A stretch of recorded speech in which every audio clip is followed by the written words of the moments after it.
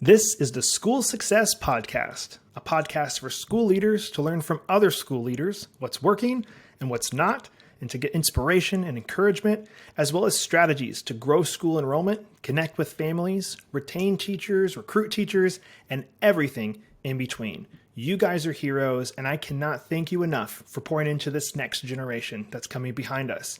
My goal is you will take at least one thing away from every episode that you can take back to your school to make it better than it is right now. Please enjoy the School Success Podcast. This podcast is brought to you by the Herzog Foundation. Time for school.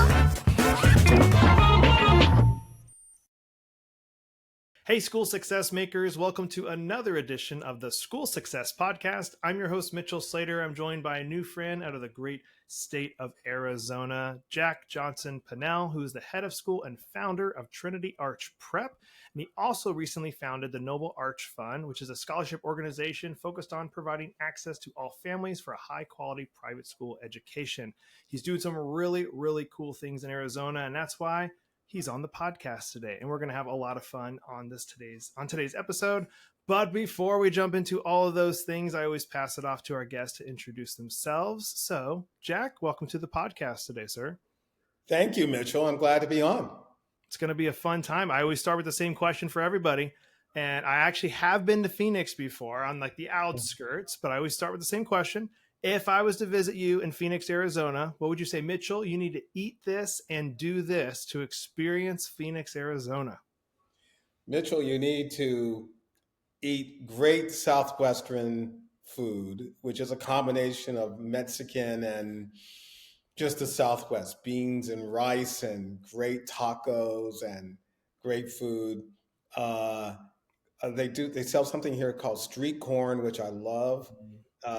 Just as a little snack to pick me up.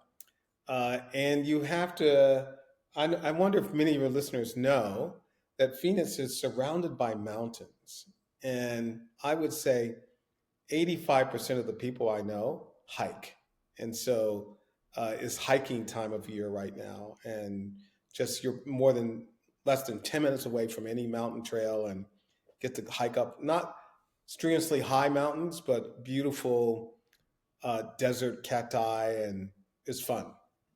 All right. So I'm going to get some Mexican food, some street corn, and go hike a mountain. I think that's a good day. That's right.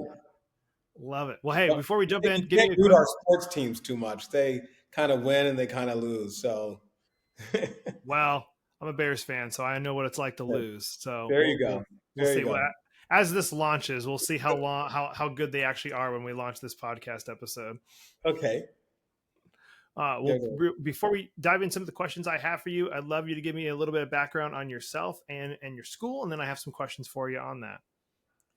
Great. I'm kind of an odd bird in the world of education, particularly in school choice ecosystem. I'm a recent newcomer to it within the past 3 years when I opened up Trinity Arch Prep, which is an all-boys Christian school here in Phoenix, Arizona, the only school of its kind. Quite honestly, here in Phoenix. Prior to this, I had spent many years on the East Coast working in politics and government and policy. And about 15 years ago, I opened an all-boys charter school in Baltimore, Maryland. And I spent a good part of 12 years doing that work, which is the hardest work at the hardest possible time in one of the hardest cities to really see academic achievement, particularly for African-American boys. And we were able to really hit it out of the park there, do really well, do better than the district in terms of state scores, and really created, I think, an opportunity for 1,000 boys in Baltimore to move into higher opportunity.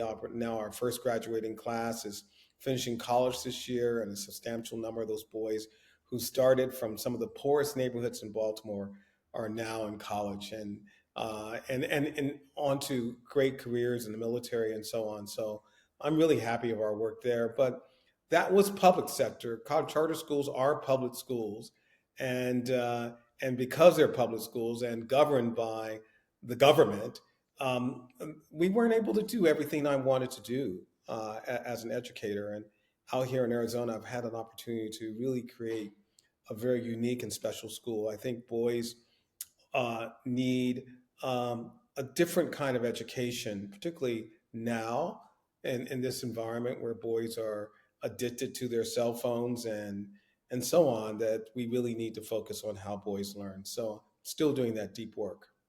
Love it. Well, I love what you're doing, and I love that you even just dive into that what you just mentioned right there. How boys they need something different. They're they're addicted to their phones. They learn differently. You mentioned like what are some of the ways that a boy learns differently than a girl? Well, that's a deep question. I mean, I think I'll say, I'll be honest, I'm reaching an age and experience like I think the traditional schools are designed for girls and how girls learn, and not necessarily designed for boys, particularly middle school and high school boys. I I after COVID, I came to the deep belief that very few boys can sit in a chair 7 hours a day, 5 days a week, and be expected to learn.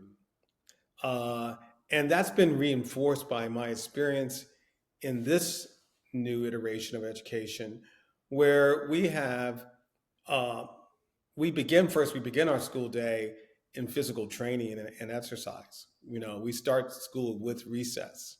I've always wanted to do that. Could not always do that with 500 boys in a school in Baltimore, but we're able to do it here, and it makes a difference in their ability, let alone their willingness to sit down and learn.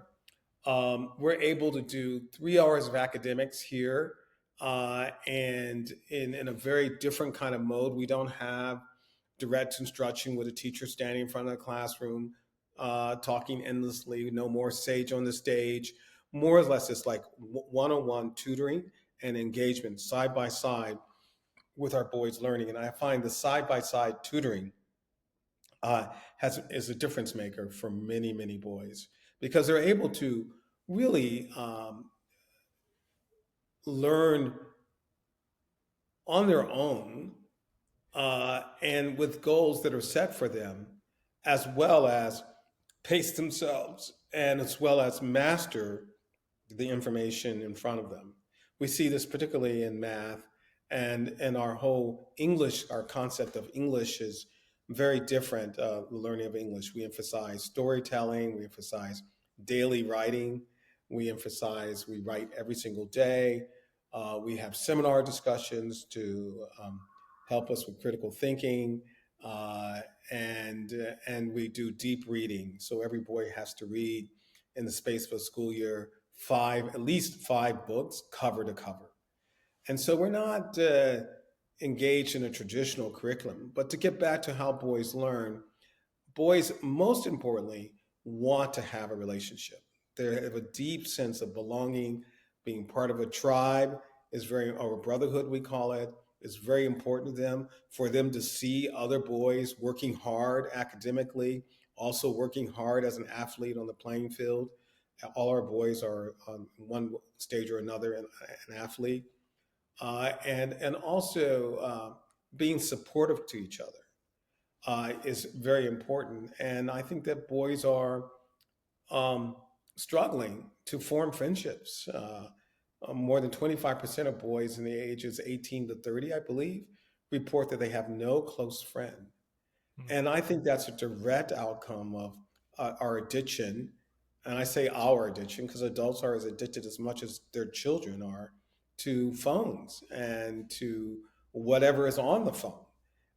And some of that's good, and some of that's is being really harmful. And so that is one aspect of, I think, how boys learn. I've always said that if you have a strong, authentic relationship with a middle school or high school boy, they will walk through walls for you. Now, today, they didn't walk through walls for me, and we're dealing with that. But I think setting high standards, high expectations, rather than a bunch of rules, is what allows them to rise to the occasion to be interested, engaged learners. Hey, school success makers, Mitchell here. I just want to take a really quick break from the show to give a big, huge shout out to the Herzog Foundation. I absolutely love the Herzog Foundation. I've been friends and partners with them for a couple years now, but we're bringing it to a whole new level. And I'm excited to share that our very own School Success podcast is now featured on the Herzog Foundation Podcast Network. The Herzog Foundation is a powerhouse of resources designed to support schools like yours, from free training events through the Herzog Foundation Institute to their incredible online news publication, The Lion, and of course, our new podcast, Home. They have everything you need to stay informed and inspired. And if you're dreaming of starting your own Christian school or co-op, don't miss their online course, Schoolbox. It's a fantastic resource to help you get started on the right foot. At School Success, we're proud to partner with the Herzog Foundation to bring you these valuable tools and insights. So visit herzogfoundation.com to explore all they have to offer. Trust me, you won't want to miss out on these amazing opportunities for growth and success. And I love all the people over there, and I know you guys will too. So please, please go check them out, and you won't be disappointed. Now, back to the show. So do you feel like then, since obviously the majority of the schools in America, but I mean the world, are co-ed with boys and girls inside of them, do you feel like the most schools are doing boys a disservice just the way they're naturally made? Or are you more so saying just public schools are doing that, or the Christian schools are too? What's your kind of your take on the current system? I would say every single boy that comes to our doors, their parents come here with a sense of desperation. Mm. And they'll show me their most recent report card. And I can close my eyes, and the report card always says this about a lot of boys. He's not able to sit in his chair. He can't pay attention for long periods of time. It's the same kid being described by teachers everywhere. I would say one unique aspect of our school is that we have almost, at this stage, 100% all male staff. And I think that makes a difference. Not to poo-poo the female teacher, but I think having boys at this stage and seeing a teacher in multiple roles as a coach, as a teacher, as a mentor, it kind of helps build a strong relationship and foundation for learning. I agree. I love that. Well, so if somebody's wanting to start an all boys or all girls school, Yes. I know you've obviously done the all boys side, of course, but is there anything kind of just stands out to you? Be like, hey, I wish I had known this. I've done it twice. This is what I would like. Wish I had known this many years ago before I was to start this venture. Yeah, I want to backtrack for a second. I also there's brain research, and I'm not a fan of brain research because I don't think we know a lot about the brain, but we do know that girls typically are 6 to 8 months ahead of boys academically, intellectually, and even physical maturity. So that's a difference. So why we have standard classrooms where all the fourth grade girls are with all the fourth grade boys, there's already a tension that's created there and a challenge for the teacher to serve 20 boys or 20 students in a classroom, in a co-ed classroom. Um, I want everyone in this country to think about starting a school. And I think that we're in an environment now where, particularly in the school choice environment, as we see more and more states adopt a school choice kind of ecosystem, where parents are able, where the money follows the parents, and the parents are able to, with their resources, choose the right school that fits the needs of their kids. We have a supply problem. We don't have enough schools to meet the needs of families who are looking for unique situations like ours, of all boys education, to serve their kids. So I really want to appeal and reach my hand out there. If you've been teaching for a while, or even if you aren't teaching, if you're a coach, if you are in some other kind of profession, think about starting a school. I started the school, and it still is a micro school. We're a small scale school. We're in a church. Behind me, we have like uh, we don't need a lot of resources. I don't need a $3 million campus to start a school. In fact, parents aren't really looking for that. What they're looking for is, are you going to make a difference for my child? So I think the key thing is, if you're slightly interested, please contact me. I can direct you to some resources to help you think about starting a school, particularly if you're in a red state or a state that has something what we have here in Arizona, ESAs, which are empowerment savings accounts. They're basically vouchers that allow parents to come to a school like ours. This Arizona is a very good place. I would say the best place in the nation to start a school with little resources. There's a little barrier to entry, and you can make a real difference. But yeah, I would say that you absolutely need to have a philosophy of change. Why are you doing this? And even if you're an old school teacher, you've been teaching for a while, or you're a young person who's just highly motivated as an entrepreneur, we'll take you. We'll like, I want to help you. I want to help you create the supply that's necessary. Okay. I love it. Well, is there any tips for somebody who wants to start one? Talk to lots of people. I've started schools three times actually, and you have to figure out. I want to say three things. One, what is your educational philosophy? Why are you going to make a difference in what you're doing? Secondly, how can you get to people and start having conversations with people about who want to join you in this adventure? Because you can open a school door, but no one comes. So you got to figure out what are the needs that you're trying to meet. It's just like any other business. You know, if you have a pizza business and you open a pizza store right next to someone else, why is your pizza better than Domino's? And so that's the same thing. Why is your school better than the neighborhood school kids can send their kids, the parents can send their kids to? And then I said the first thing is, what I said was first thing was you needed to have a philosophy. The second thing is that you needed to be in touch with people who are interested in going to school. And thirdly, you need to be ready to make an all-in commitment to building a school, which is a endeavor like nothing else. It requires every fiber of your being to make it happen. And then you need, if you're willing to make your own personal investment or have someone invest in you. So there is a startup cost that's necessary. And we're trying to, in the space of the ecosystem, trying to provide people, just like we did in the charter school world, with startup resources for people who are showing a real interest in creating great schools. That's awesome. Well, I know a big part of this in Arizona to get it off the ground and to make it even more successful is the ESA, the voucher program, school choice, all these different things. Every state has their own way of naming it. I'd love you to just share. I know you shared just a teeny bit, but share a little bit more about what that looks like for you guys and how that's helped shape this kind of the start and the launch of the school. Because I know there's obviously we have listeners from red states and blue states and states that have it and don't have it. And I know there's a love-hate for it as well from different people when you talk to them. But from your perspective, your side, what you've noticed when it comes to those funds and your school, what has that been like for you guys?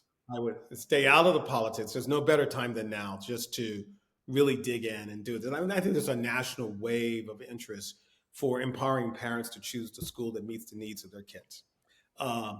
And I'll talk about that later, the federal tax credit and how that's going to help that whole wave of parental interest. I would say the hardest aspect of being here is figuring out what does it take to develop a high quality school. And I'm going to be real honest here. I have been honest, but I'm going to be explicit. I think a lot of people are stepping into the world of micro schools is because they're frustrated with their experience in public teaching or someplace else. And I don't think there are enough people thinking about it as a business.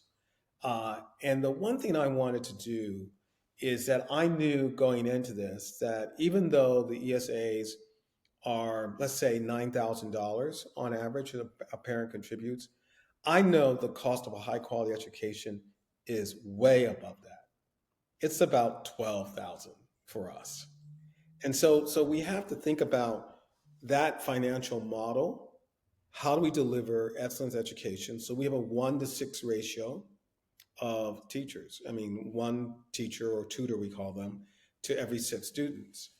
That can be expensive, but I see it absolutely necessary for us to deliver on the promise that we're making to families.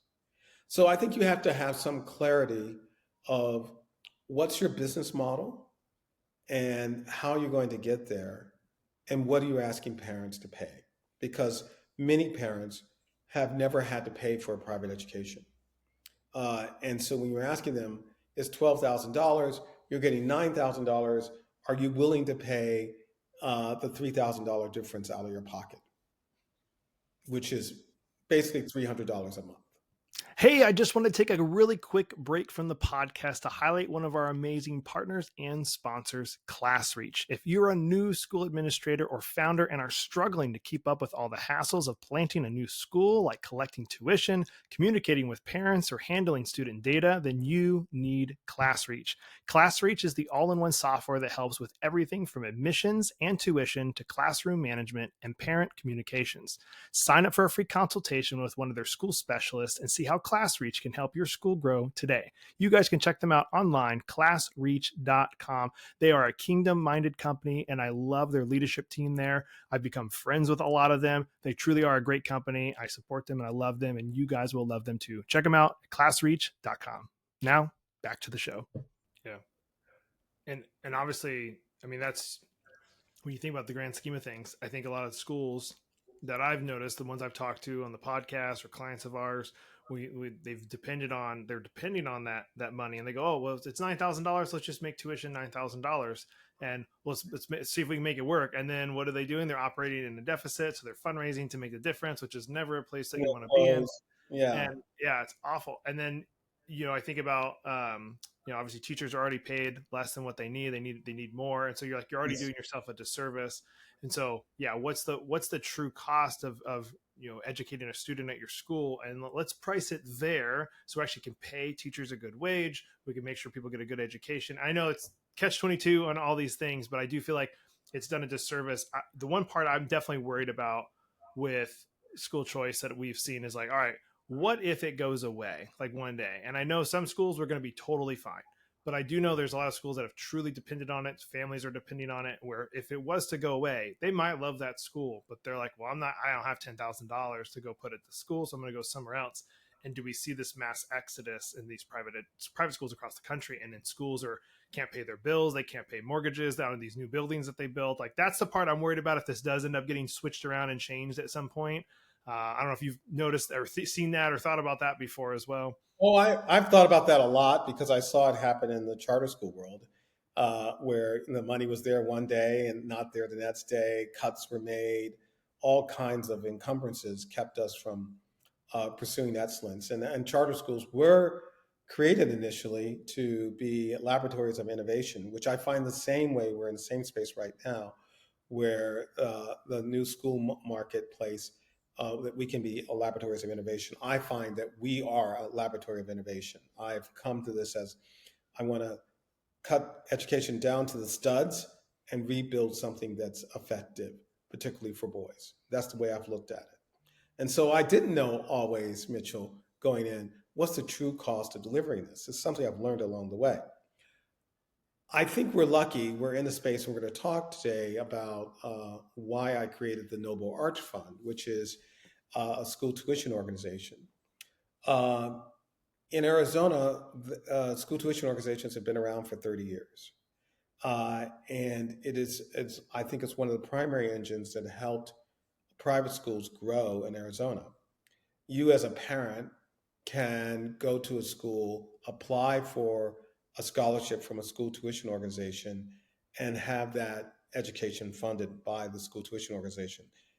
The organizations raise money through tax credits, dollar for dollar tax credits from donors, from individuals and corporations.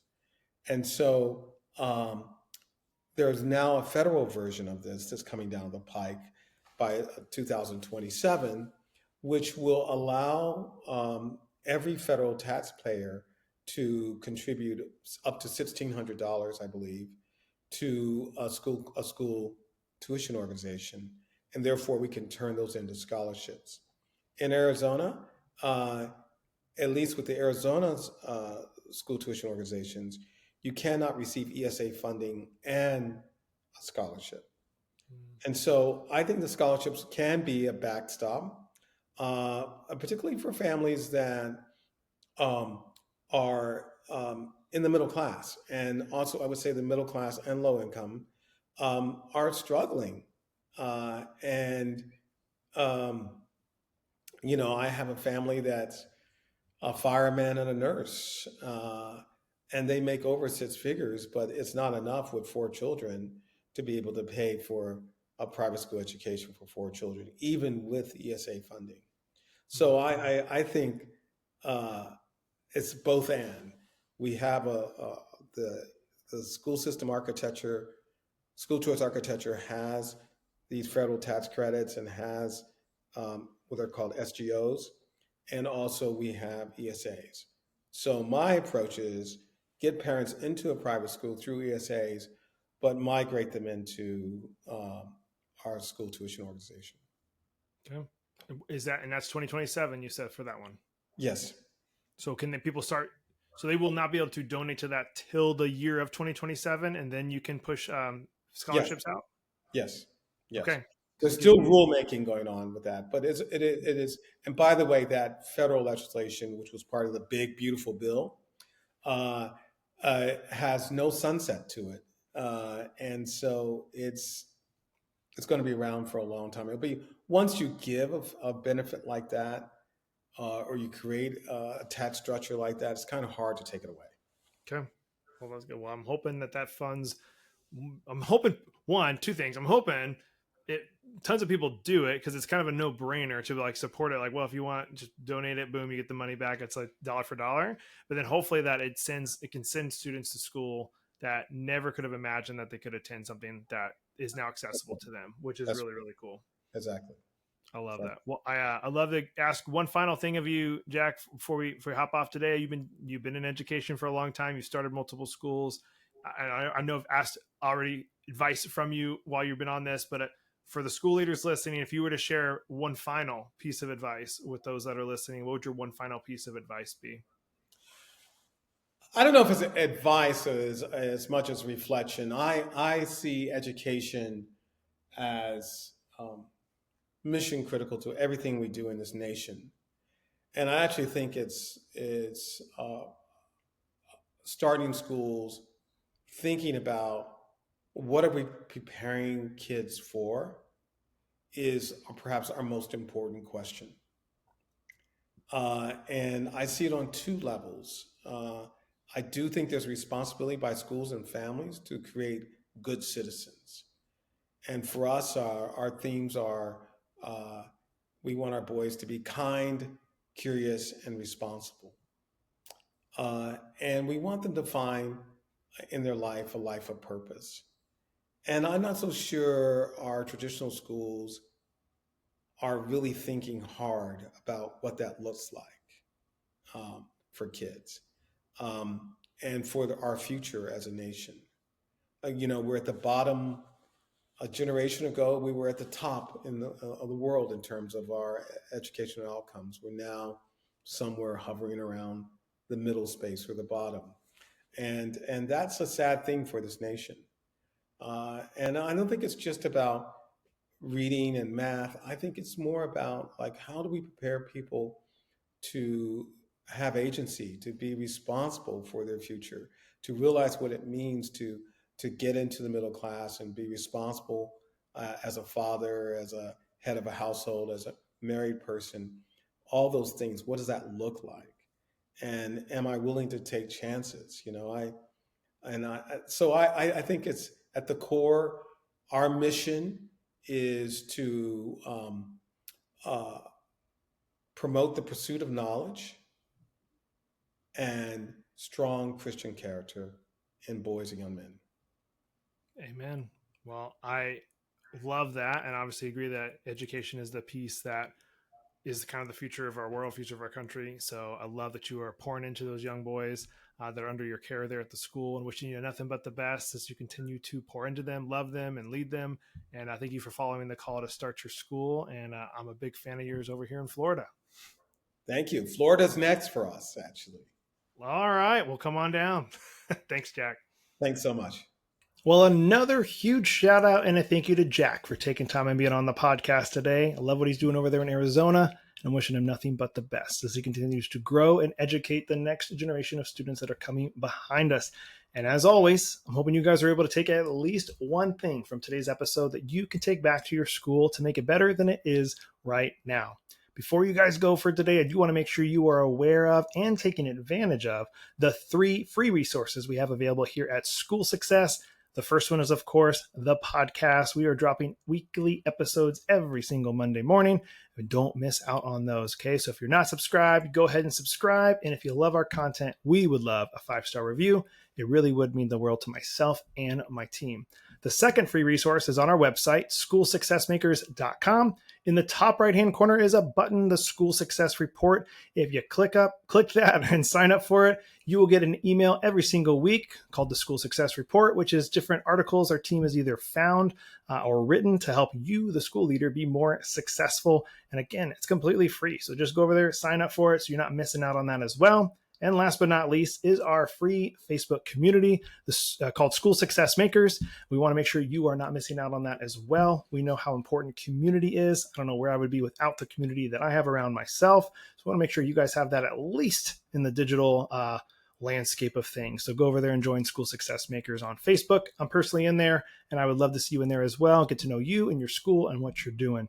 Other than that, I think that's it for today. So we will be back here next week with another awesome guest as usual on the School Success Podcast. We'll see you then.